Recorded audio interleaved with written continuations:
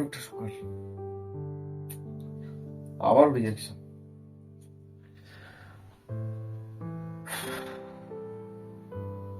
দেখা যাক। Thank you, you are not selected. এটা তো প্রতিদিনেরই খবর, নতুন আর কি।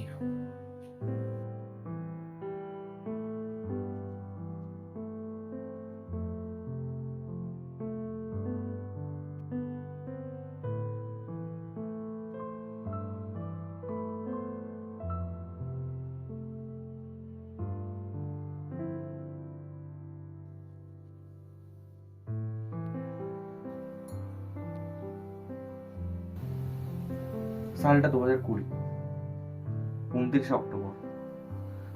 তখন আমি ঠিক করেছিলাম আমি দেশের সবচেয়ে বড় কোম্পানিতে কাজ করব। আজও আমি আমার মায়ের চোখে হিরো। তখন বাবা বলতো, লেগে থাক, তুই নিশ্চয়ই পারবি। ক্লাসের স্যাররাও বলতেন আমার মতো ডেডিকেশন নাকি কারোর মধ্যে নেই। আমিও বিশ্বাস করেছিলাম, সত্যিই বিশ্বাস করেছিলাম এমন একটা জায়গায় আমার জন্য হয়তো ওয়েট করে আছে। শুধু মন দিয়ে পড়াশোনা না, মন দিয়ে স্বপ্ন দেখেছিলাম যে আমার নিজের একটা ডেস্ক হবে, দরজা খুলে আমি ঢুকবো, সবাই উঠে দাঁড়াবে। এরকম একটা ভাবনা সবসময় আমার মাথায় ঘুরতো। কিন্তু আজ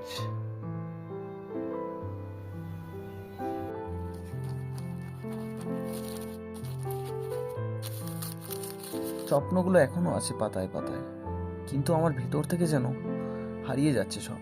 দিনে দিনে যেন আর আমি নিজেকেই চিনতে পারি না।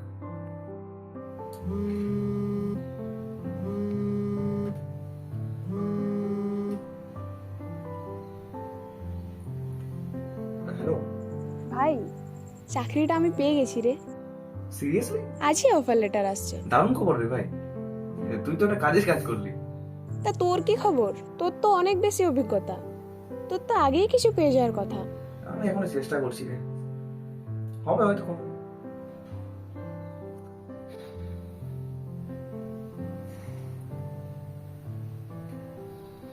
তখন কত স্বপ্ন ছিল, সবাই বলতো রানা অনেক দূর যাবে। এখন তো নিজের কাছে নিজেরই লজ্জা লাগে।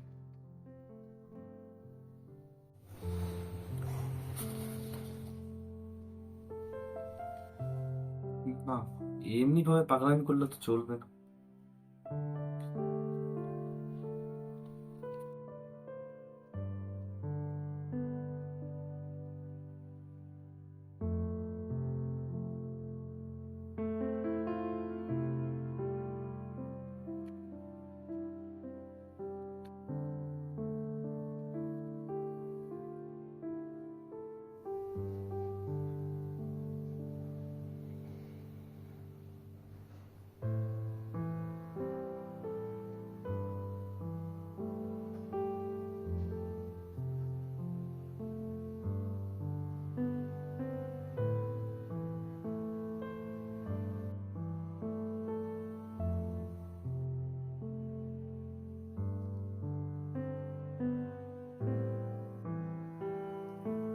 আবার নতুন করে চেষ্টা করছি। আজ হয়তো হবে না, তবে আজ না হলো কাল ঠিক হবে।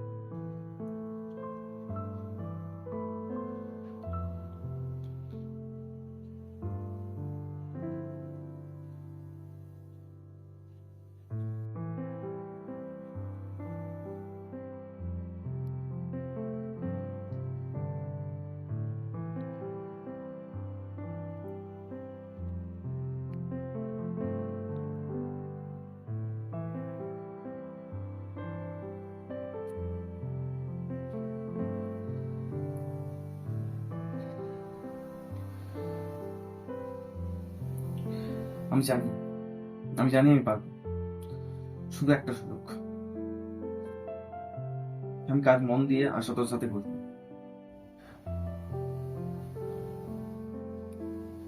Hello sir, my name is Rana Roy.